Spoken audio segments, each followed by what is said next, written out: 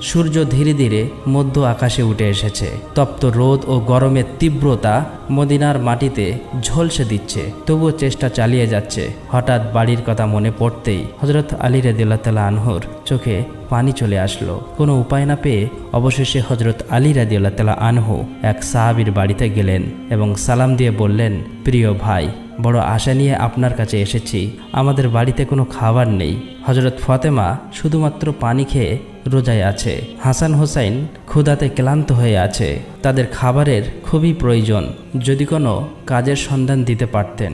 তখন ওই সাহাবী বলল, ইয়া আলী, আল্লাহর কসম, আমি যদি কিছু পেতাম তাহলে নিশ্চয়ই তোমার জন্য রাখতাম, কিন্তু আমার ঘরেও কয়েকদিন চুলায় আগুন জ্বলেনি, আমিও না খেয়ে আছি। এই কথা বলার পর সাহাবীর চোখে জল চলে আসলো।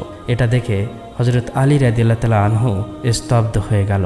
তখন তিনি সান্ত্বনা দিয়ে বললেন, প্রিয় ভাই, দুঃখ করো না, আল্লাহ তাআলা কোনো না কোনো ব্যবস্থা করবেন। অতঃপর হযরত আলী রাদিয়াল্লাহু তাআলা আনহু আবারও কাজের সন্ধানে বার হলেন। কিছু দূর যাবার পর হযরত আলী রাদিয়াল্লাহু তাআলা আনহুর মনে পড়ল শহরের শেষ প্রান্তে এক ধনী ব্যবসায়ী বাস করেন।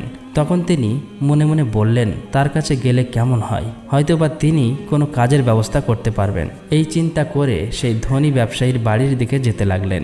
এদিকে হযরত ফাতেমা রাদিয়াল্লাহু তাআলা আনহা ক্ষুধায় ক্লান্ত, তবুও দরজায় দাঁড়িয়ে হযরত আলী রাদিয়াল্লাহু তাআলা আনহুর বাড়ি ফেরার অপেক্ষায় করুণ নয়নে চেয়ে আছে।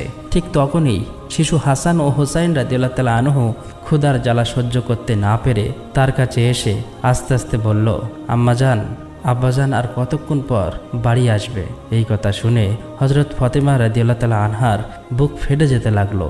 চোখের কোণে অশ্রু চিকচিক করতে লাগলো। কণ্ঠ থেকে কথা বার হচ্ছে না। তবুও তিনি তাদের সান্ত্বনা দিয়ে বললেন, বাবা, আর একটু ধৈর্য ধরো, নিশ্চয়ই আল্লাহ আমাদের সাহায্য করবেন। অতঃপর হযরত আলী রাদিয়াল্লাহু তাআলা আনহু সেই ধনী ব্যবসায়ীর বাড়ি গিয়ে সালাম দিয়ে বললেন, ভাই, এক প্রয়োজনে আপনার কাছে এসেছি।